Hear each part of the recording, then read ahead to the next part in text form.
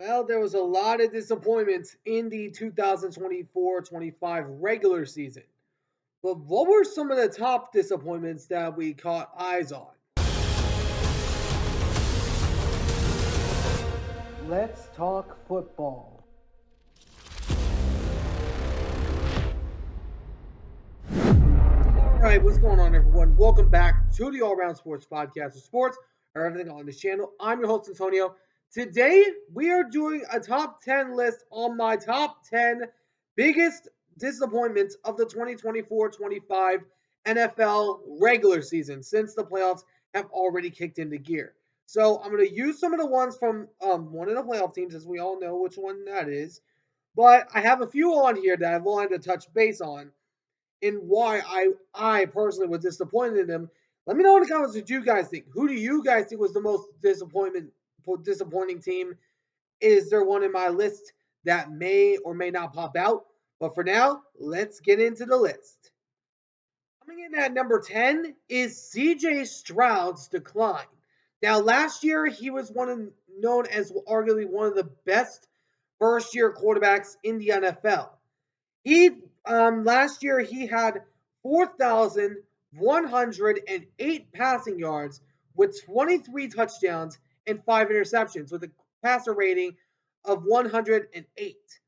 This year his stats have declined as he's thrown for 3,727 passing yards, 20 touchdowns, and has thrown more interceptions with 12, having a QB rating of 87.0.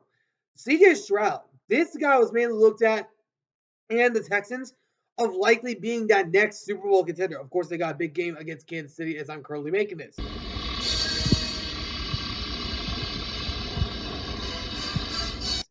But the Texans, Stroud's decline was a big disappointment in the NFL. We were expecting a lot of things coming from him in year two, but we just did not get that from him this season. My number 9 disappointment is the Miami Dolphins offense. Now, the offense we looked at as kind of being like that sneaky type of playoff contender team, but their offensive rankings did not stand out that much. I'm going to pull those up on the screen. In total offense, they ranked 18th in the NFL. In passing yards, they ranked 15th in the NFL. Total rushing offense, they ranked 21st in the league. And then also, along with scoring offense, they ranked 22nd in the league in that category. Red zone offense, they ranked 16th in that category. And third down offense, they ranked 25th in that category. And yeah, this offense just took a dramatic decline, especially part of it with Tua being out, of course. But still, they were expected to be a playoff team. They were expected to be a playoff contender, maybe be an AFC West contender, but that's apparently not the case. But that's why I have Miami at number 9. At number 8, you got the Cleveland Browns. The Browns, they were expected to be one of the many playoff contenders in this year, especially with the Steelers highlighted as a possible last place team, except they ended up coming in second place of the division.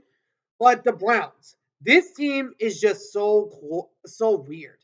They look good with Joe Flacco, and then they just do terribly with a Deshaun Watson.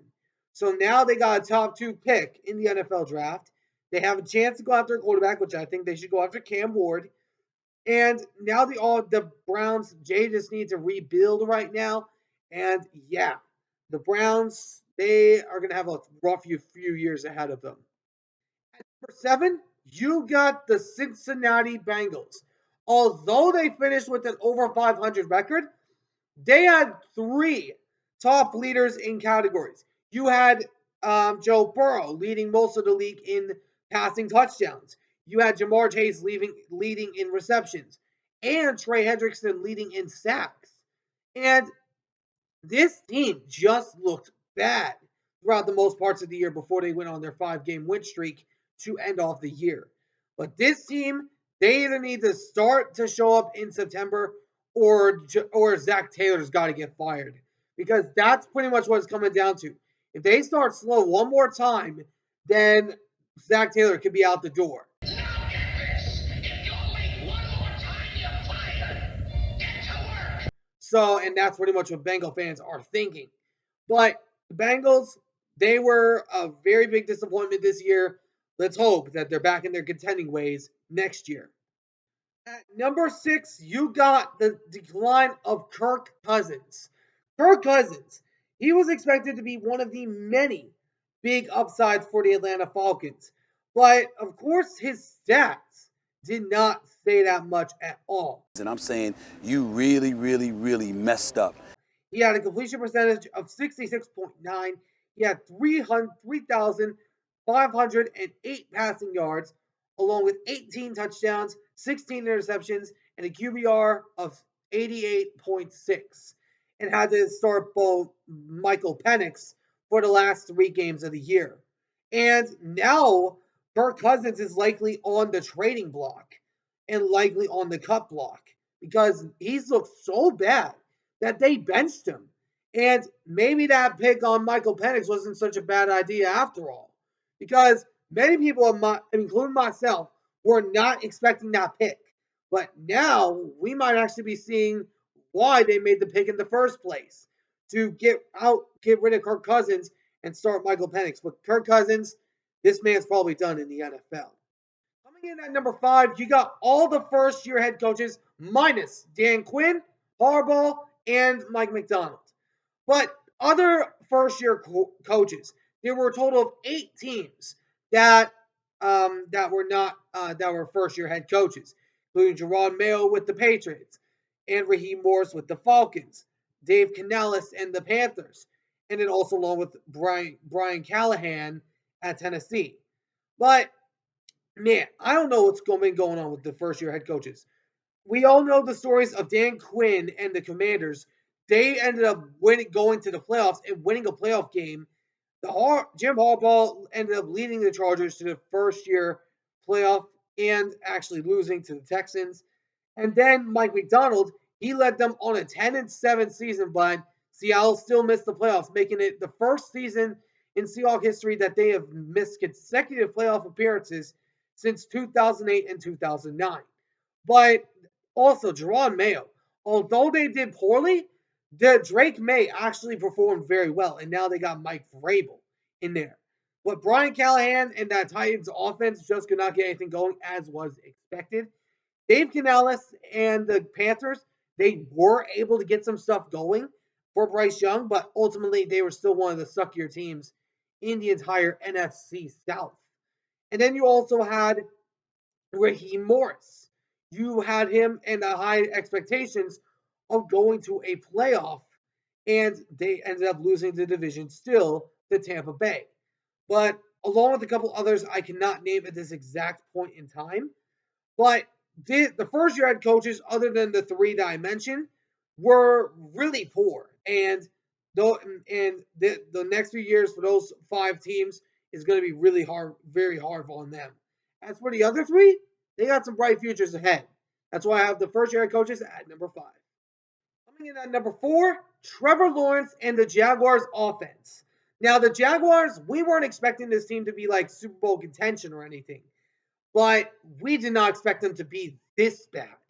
They were expected coming off of a 9-8 year to be a sneaky lock for teams that missed the playoffs last year.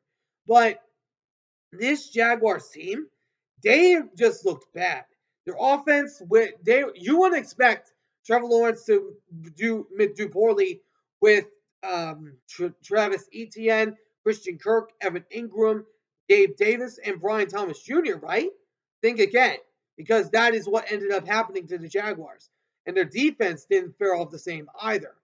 And the Jaguars, they need to do something because they need to step up to Houston if they're going to have a chance of winning the division or at least contending for a playoff spot, which is why I have the Jaguars coming in at number 4. And then number 3, you got Aaron Rodgers' decline. Now, after his first year with the New York Jets, he suffered a torn ACL, or torn Achilles, my bad.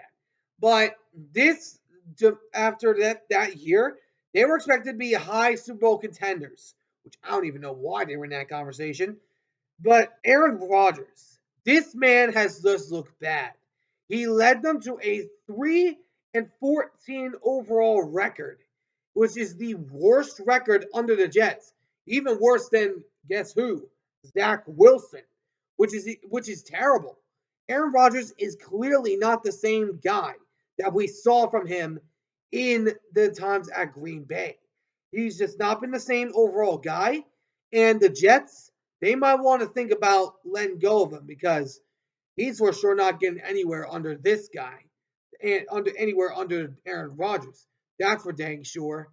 Coming in at number 2 for the second biggest disappointment is the defending NFC champion, the San Francisco 49ers. Next floor, bottom of the food chain.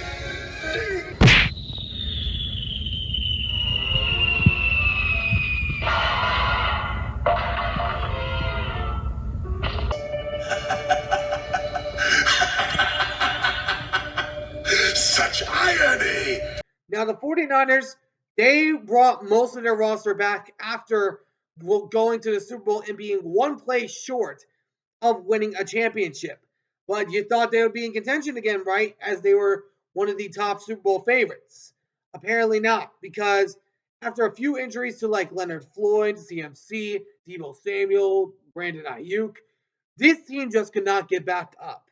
And this team being a high Super Bowl contender just cannot perform when their players are hurt. When the injuries are mounting, this team just cannot learn to show up when they need to the most. And which is a main thing I pointed to in some of the videos I've done on the 49ers.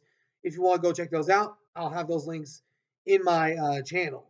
But San Francisco, they were one of the biggest disappointments, but not as big as number 1, which we'll get into in a sec. At number 1, the biggest disappointment of the 2024-25 regular season is the Dallas Cowboys.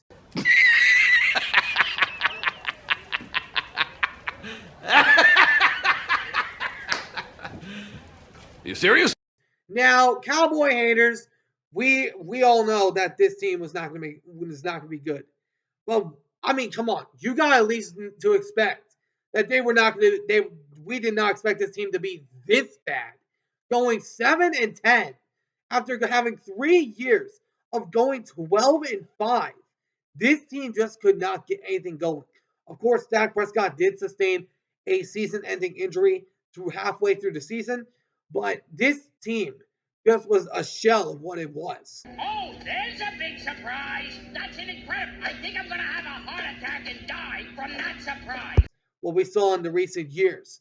Now, of course, I'm a Cowboy hater. Probably many people are Cowboy haters, but I did not expect this team to be this bad.